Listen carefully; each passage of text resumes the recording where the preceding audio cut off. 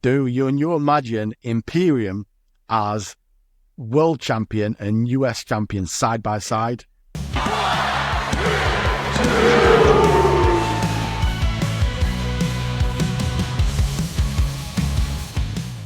Welcome to the 2 Count. My name's Aaron. My name's Paul. And this Saturday, people are going to get bashed in Berlin. Let's go through the match card. Let's give our predictions. So first up, the Unholy Union versus Bianca Belair and Jade Cargill for the Women's Championships.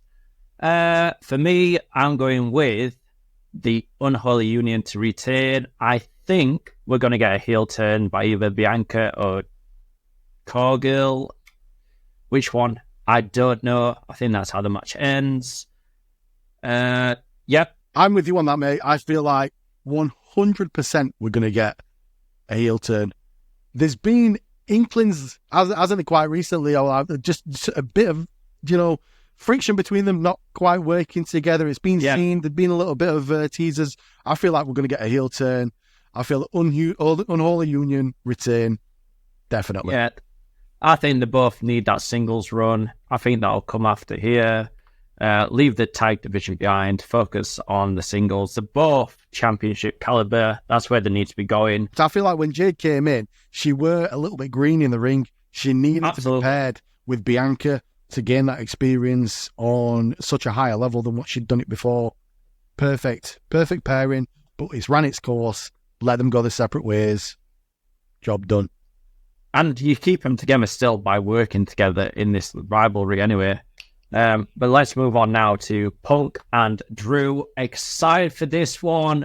I think we go with Punk to make it 1-1, and we move into Bad Blood, where the rivalry kind of culminates. I'm hoping Hell in a Cell.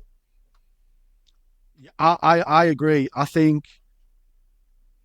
feel like you can't have Punk lose 2 PLEs in a row. It just does damage for his character, for his run in general. He's come back. He's had one match, which has been a Royal Rumble, gets injured, comes back, loses again.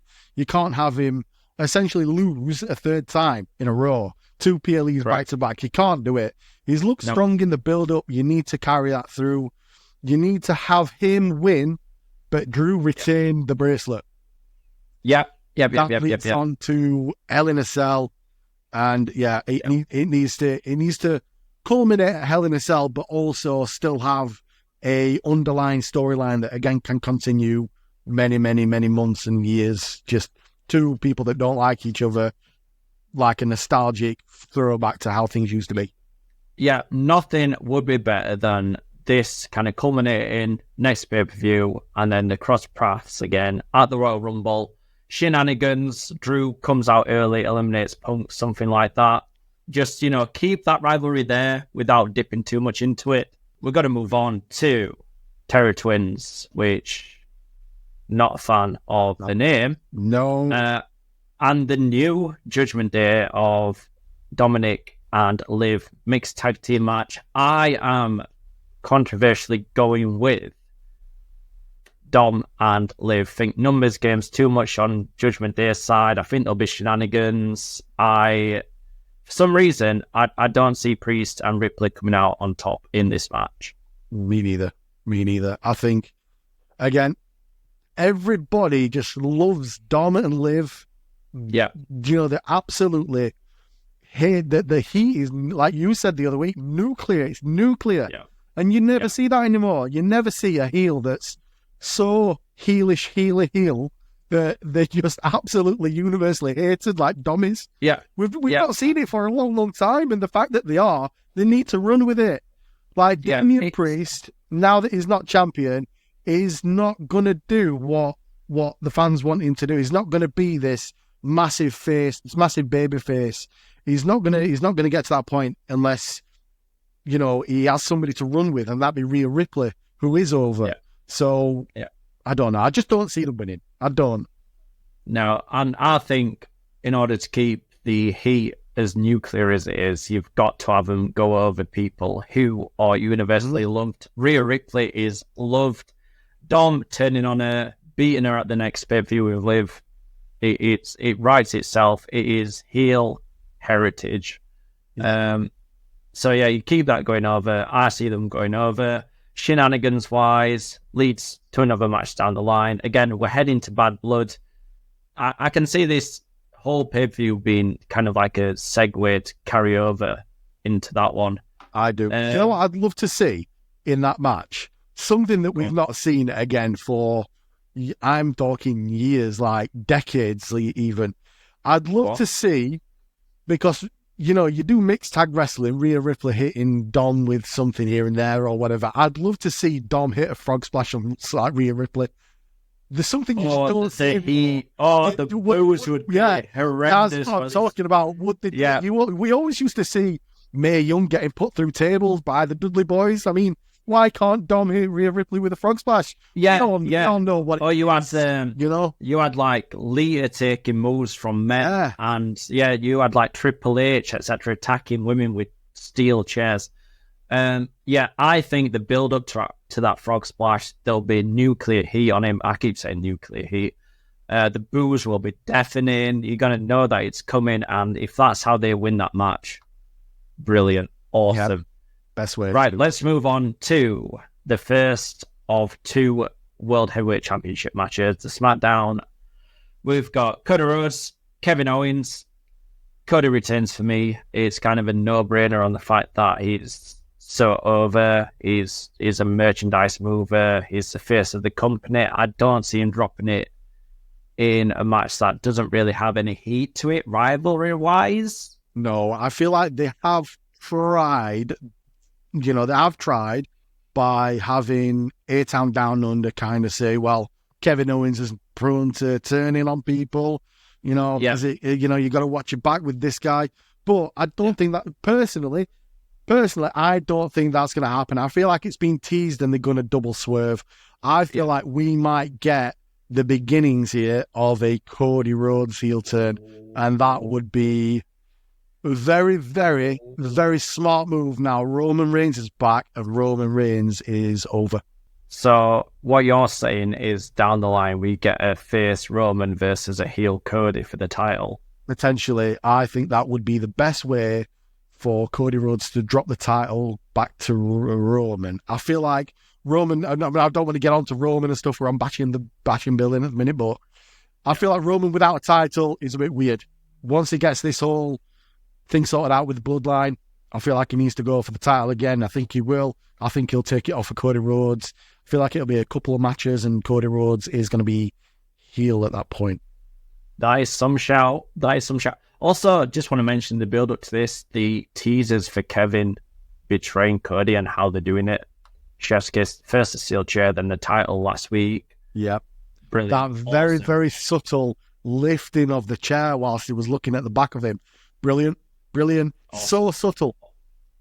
Right, let's move into what I believe is going to be the main event because Gunther is involved. Yep. It's Gunther versus Orton. Stipulation, Orton wins the championship. He's going to Raw. Gunther loses. He's going to SmackDown. Not entirely sure that was needed. I think Gunther retains. I think it'll be a closer match. I think that there'll be lots of teasers of Orton going over. But ultimately, Gunther is going to return. There's no way that they have him drop it. I agree. I feel like I'm a massive fan of Gunther at the minute. It's going to be hard for Randy because Randy Orton is a very methodical, slow-paced, pick your point type of competitor, right? And Gunther just isn't like that. Gunther's on you constantly. I feel like it's going to be too much. I feel like they're going to go with Gunther. Gunther's going over, retaining, and that's going to be the top of the show, I think. So we're 5 for 5 in terms of what we think is going to happen. Now, so you got anything else to add? Do you think that they'll add anything? SmackDown's coming up. Yes, I do. One of the things just 2 points. One of the things I would like to see is something with the Wyatt Six. I feel like they're at the point now where every single one of those, apart from Nikki Cross, has had a debut match. Nikki Cross has been involved, but she's not actually had a competitive singles match yet. I would like to see something with Uncle Howdy, Chad Gable. I think it'd be a shame not to capitalise on that at a PLE.